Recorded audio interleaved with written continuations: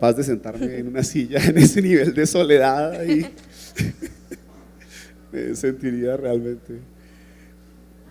Además la presentación está más larga que lo que voy a decir. Lo que voy a decir esencialmente es, primero que todo, pedir disculpas por llegar tarde, porque pues la razón es muy elemental y es que cada vez más, en la medida en que va pasando el gobierno, siento que el peso de lo jurídico y de los asuntos litigiosos, esas cosas, se va volviendo tan grande, que la educación, la pedagogía, el empoderamiento, que es a lo que yo vine aquí, se va reduciendo de una manera que uno siente que algo muy grave pasa. Entonces ahora me pasa eso, que no puedo estar sino en audiencias con personeros, procuradores, veedores, no sé qué, cosas de esas, y pues llegar tarde a donde quiere uno estar. Entonces, qué pena con ustedes, me da realmente mucha tristeza no haber escuchado las palabras de Clarisa, no haber escuchado completo el concierto de los niños. Voy a hacer lo posible por estar en algunas de las actividades académicas de este importantísimo seminario, pero en todo caso no podía no venir a presentarme a pesar de llegar a destiempo. Pues Clarisa lo ha dicho con toda claridad. De lo que se trata es de entender cómo dessectorializamos la educación y supongo que también en alguna medida el arte, para lograr de esa dessectorialización, o por lo menos de esa, digamos, flexibilización de lo sectorial, un mejor resultado para el aprendizaje de los niños y las niñas. ¿Será importante eso? ¿Será importante plantearse, por ejemplo, desde el sector educativo, una relación mucho más cercana con el ámbito del arte y la cultura desde una perspectiva distinta a como hasta ahora se había hecho? Y nuestra convicción es que sí, y la razón es muy poderosa. Es que la escuela hoy en el mundo es una institución muy concentrada en prácticas que francamente no se compadecen con los desafíos contemporáneos. Es decir, el problema sustancial que tiene la escuela de hoy se podría decir de muchas maneras, pero digámoslo con esta figura: un profesor parado al frente de 40 estudiantes en filas, tratando de competir contra internet, tratando de dar información, compitiendo contra Google, es francamente un sujeto muy vulnerable. Es francamente un sujeto pues que ya perdió porque los chicos no necesitan información, los chicos no necesitan estar encerrados en un salón de clases, no necesitan estar parados en fila india frente a un tablero para que alguien les transmita la información en ese tablero. Y esa es la imagen de la escuela que sigue siendo dominante. Entonces, la imagen de la escuela que sigue siendo dominante, la práctica pedagógica que sigue siendo dominante, no tiene nada que ver con lo que necesitan nuestros chicos hoy en día. Por fortuna, habría que mirar eso en el país como es, pero por fortuna en Bogotá hay un porcentaje muy importante de maestros, maestras y prácticas de aula que son muy distintas de esa imagen dominante. Yo me atrevería a dar una cifra, me atrevería a decir que más o menos 9.000 de 35.000 maestros y maestras de Bogotá están haciendo innovaciones realmente muy importantes. O sea que más o menos un 30% de la escuela en Bogotá está en otra cosa, que no es esa figura del maestro informante ante la fila de pupitres. Eso es bueno, digamos, esos 9.000 docentes de planta, además hemos logrado en este gobierno incrementar en 3.200 docentes adicionales la planta de maestros y maestras de Bogotá, y todos esos maestros y maestras adicionales han venido a la innovación. Por ejemplo, al programa de educación inicial del preescolar de 3 grados, pero centrado en un lineamiento curricular que por fortuna nosotros ya heredamos, que es un lineamiento curricular donde se promueve la oportunidad para los chiquitos de desarrollar actividades propias de la infancia, como el arte, como la literatura, como el juego, como la exploración del medio, como única herramienta pedagógica durante esos primeros 3 años, digamos, previos a la escuela. como la posibilidad, los nuevos maestros que han llegado, esos 3.000 docentes de planta, no estamos hablando de artistas formadores, de deportistas formadores, de científicos formadores, estamos hablando de los docentes de planta de la escuela, dedicados a la jornada completa, con la condición absoluta de que la jornada completa no sea más de lo mismo, con la convicción absoluta de que de lo que se trata aquí no es de tener a los niños tampoco, ni dar más de lo mismo, ni de tener a los niños ocupados en cualquier cosa. Nada que ver con eso. Con la convicción absoluta de que la jornada completa, del que es preescolar de 3 grados con ese lineamiento curricular, de que los nuevos énfasis de orientación vocacional en la educación media, de que el rol de la tecnología en la escuela, de que la formación docente accediendo a los posgrados, a los que antes no tenían posibilidad de acceder nuestros maestros y maestras, de que todo eso, más la presencia de artistas formadores, de deportistas formadores, de científicos formadores, de los niños aprovechando todos los espacios de la ciudad.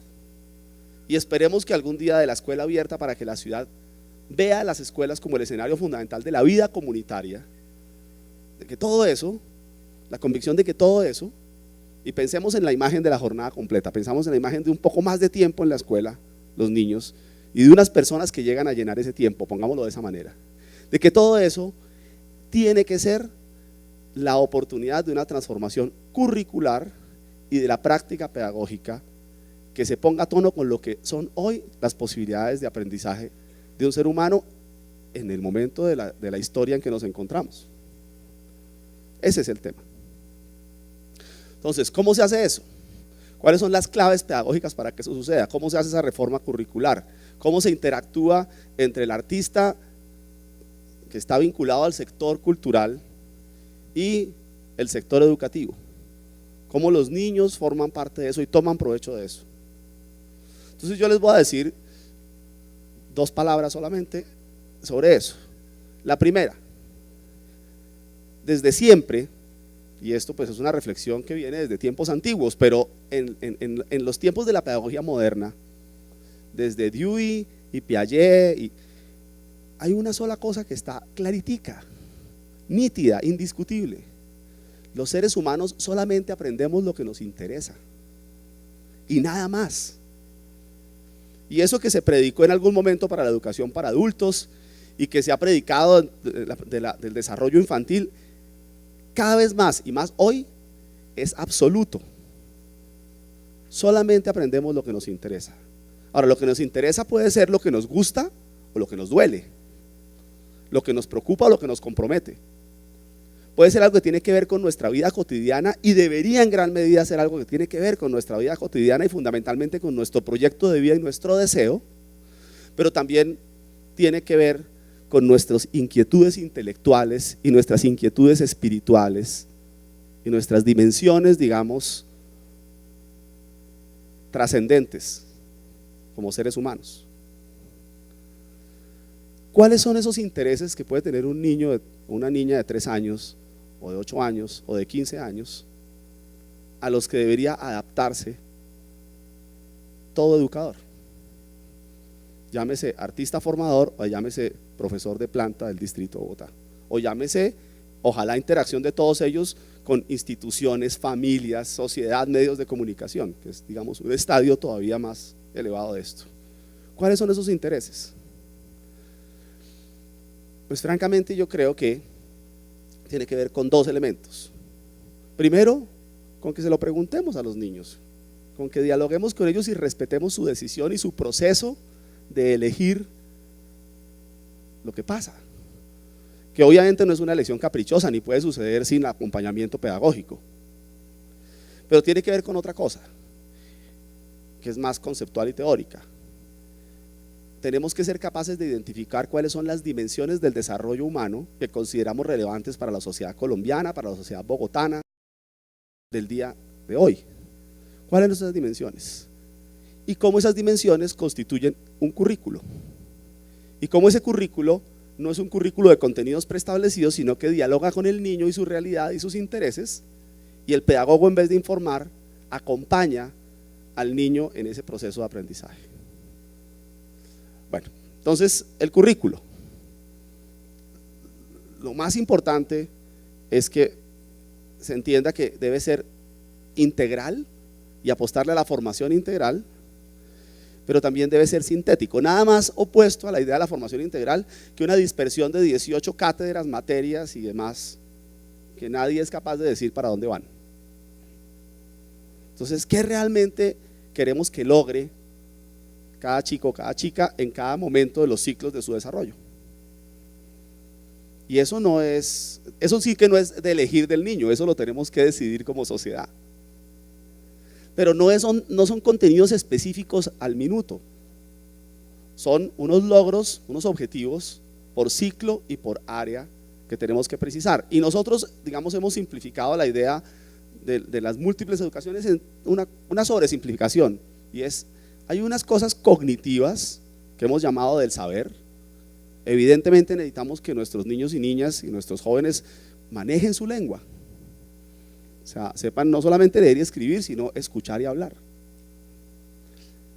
Sean capaces de razonar de manera abstracta en términos lógico-matemáticos y aplicar las operaciones básicas a esa concepción, a ese, digamos, desarrollo cognitivo de la lógica y cómo eso se usa en la vida cotidiana. Lo mismo el lenguaje, cómo se usa en la vida cotidiana.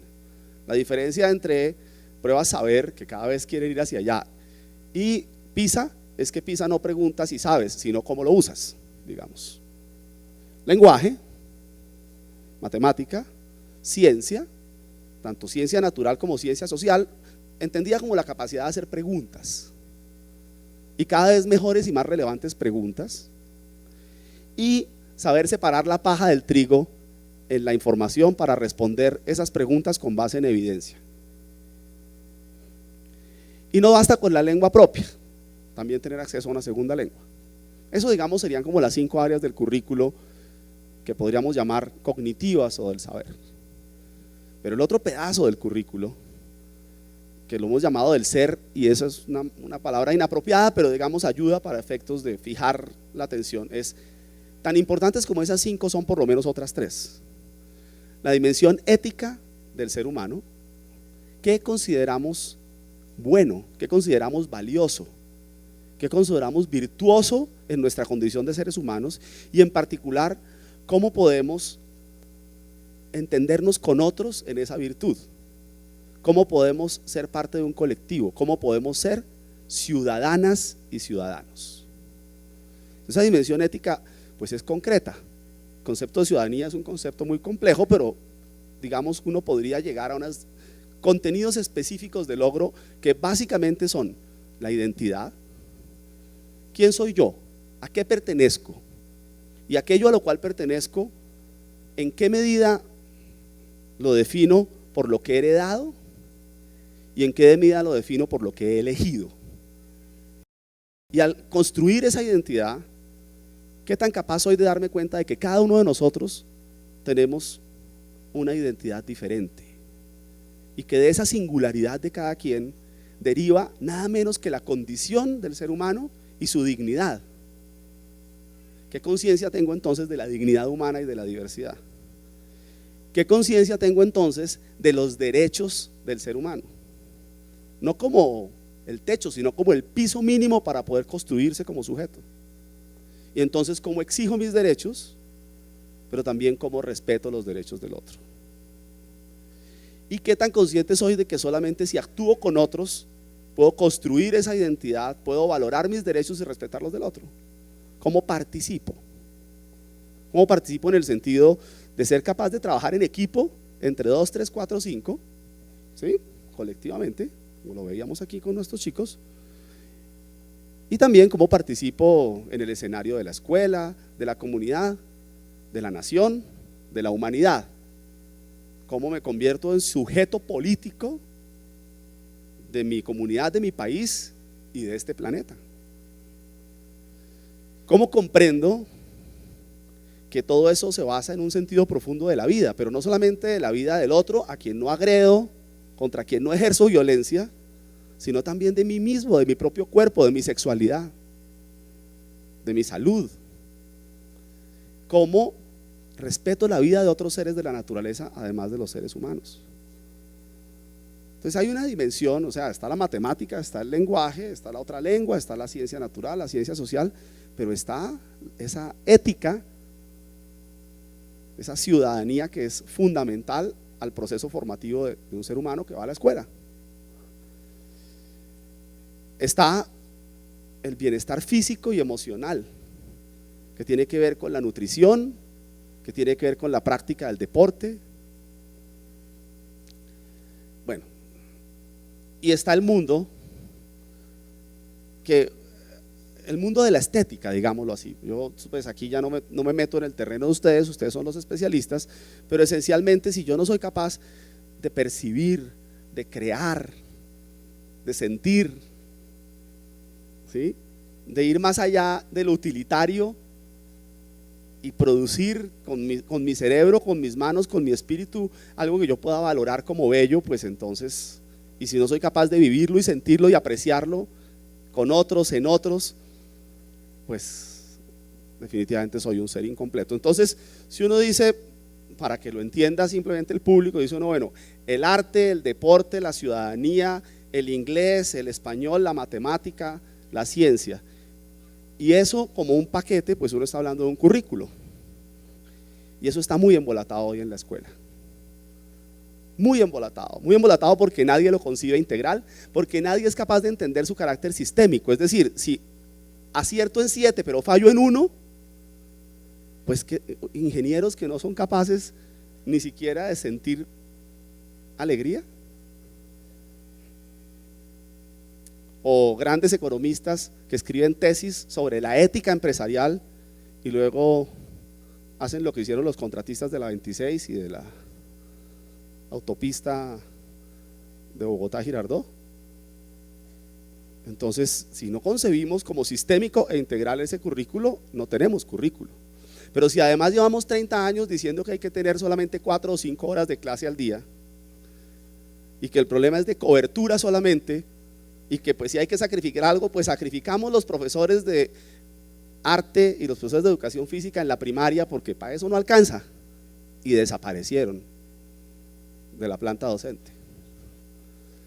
Y bueno, los ejemplos que podría poner son infinitos, pero esencialmente no hay currículo, no hay proyecto de sociedad entendido como lo que nos comprometemos a que todos nuestros niños y niñas aprendan, logren desarrollar. Por otro lado, de nada serviría tener más tiempo si no cambiamos la práctica pedagógica, que es por donde comencé. Entonces la otra gran pregunta es si nuestros niños pueden sentir pasión por lo que están haciendo en la escuela. Número 1, esa es la base de la pedagogía. Pueden sentir algo, pueden sentir que eso es algo, sirve de algo, toca alguna fibra, y solamente en esa medida van a aprender, ¿cierto? Entonces tiene que ver con eso, y tiene que ver con si la sociedad, y no solamente el profesional docente de planta de la escuela en los 4 muros de su aula, es responsable de ese proceso educativo. Entonces, bueno, y lo más importante de todo, y digamos, esto es como el planteamiento pedagógico, pero hay un planteamiento ético-político que es el más crítico, que es el que realmente explica todo lo que estamos haciendo, y es el problema fundamental de la sociedad colombiana es que nos comimos el cuento, pero nos lo comimos bien comido, de que aquí tiene que haber distintos tipos de educación, de que como esto es un país tan complicado, tan complejo, donde el campo está tan lejos y la ciudad está tan no sé cómo, y las estructuras socioeconómicas son todo lo que uno quiera, pues claro, pues eso digamos lo dice cualquier estadística. Dicen, todas las estadísticas mundiales dicen que Colombia, entre 200 y tantos países que hay en el mundo, o es cuarto, o es sexto, o es séptimo, o es 1/10 más desigual, con la peor distribución de la riqueza.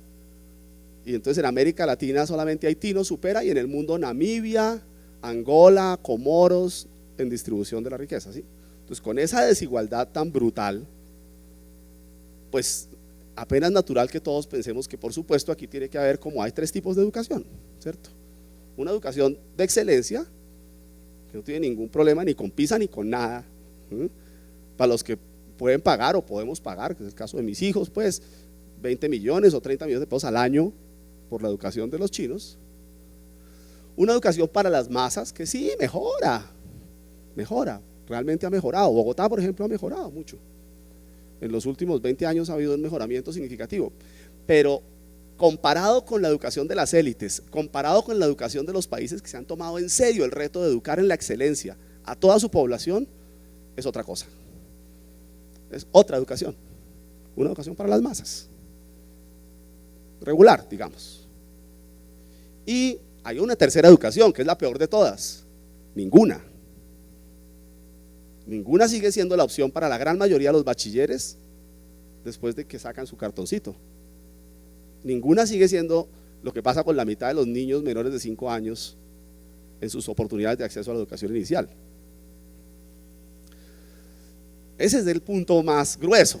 Todo lo demás, lo pedagógico, todo esto tiene sentido si nos sacamos de la cabeza, del disco duro, la idea de que aquí vamos a seguir teniendo educación de 3 tipos y en verdad empezamos a concebir que así nos demoremos 10 o 15 años, es perfectamente posible, como lo hizo Finlandia hace 40 o como lo decidieron, o sea, hay montones de ejemplos. El más reciente es Vietnam, y hace 10 años estaba en la miseria, devastado por la guerra, y hoy en día está 15 posiciones por encima de nosotros en PISA y en un proceso, pero porque esas sociedades de verdad un buen día dijeron: sin educación de excelencia para todos y sin un sistema público de educación de calidad, esto no va para ningún lado. Hoy en día la situación es muy compleja, porque entonces nos decimos: no, entonces queremos subir en PISA, queremos llegar a donde están los que están más arriba en PISA, pero los que están más arriba en PISA no quieren quedarse donde están, quieren ir a otro lugar, sienten que están en crisis también. A ver, se los cuento con una cosa muy concreta. Hace un tiempo vino aquí un señor que se llama Andreas Schleicher, que fue el que creó las pruebas PISA. Vino hace como 4 meses a Colombia.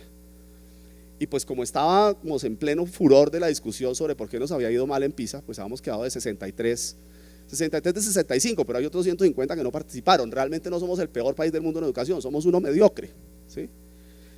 Pero entonces, bueno, la discusión de si las pruebas y no sé qué. Entonces, yo realmente lo que le dije a él fue: pues más o menos todo el mundo tiene claro qué es lo que hay que hacer. Es difícil hacerlo, pero todo el mundo tiene claro qué hay que hacer. Ya termino. Para resolver los problemas de lenguaje, matemáticas y ciencias, que es lo que mide PISA. Pero yo sí me pregunto, le decía yo a Schleicher, ¿qué pasa con la formación integral? ¿Qué pasa con el arte? ¿Qué pasa con la ciudadanía? ¿Qué pasa con el bienestar físico? ¿Cuál es la situación en eso? ¿Y cómo lo miden ustedes? Eso hablamos como 5 minutos, el señor estaba como muy cansado y yo pues dije: no me paro bolas. Pero luego me llegó una invitación para ir a una cosa que se llama el Emotional and Social Project de la OCDE. Entonces llegué allá y lo que era una reunión de Tokio, Seúl, Ottawa, Oslo, Sydney, Milán, Londres tal vez, San Pablo y Bogotá, para hacer las ciudades piloto de la post prueba PISA. Porque resulta que estos que llegaron arriba en los resultados en matemáticas, en ciencias y en lengua, descubrieron que ya ni siquiera es un problema ético, ni siquiera es un problema de profundidad epistemológica, de nada. No son competitivos solamente con eso, sino que cada vez más les rechazan sus trabajadores porque no tienen competencias socioemocionales. Y las dimensiones del ser van a ser cada vez más importantes en la educación en los países que ya lograron los resultados que han logrado en las áreas que mide PISA. Y la próxima PISA va para allá. Y nosotros, no sé si vamos para allá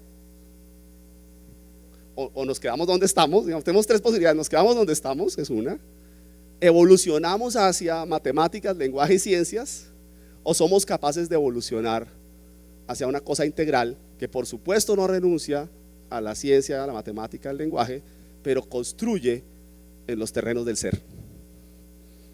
Pues Bogotá se le midió a ser piloto en eso. Estamos a punto de firmar el convenio con PISA y además vamos a tener apoyo de Finlandia y estamos en ese proceso. El país ha dicho que le interesa la jornada única. Lo único que yo me pregunto es si lo va a hacer poniendo niños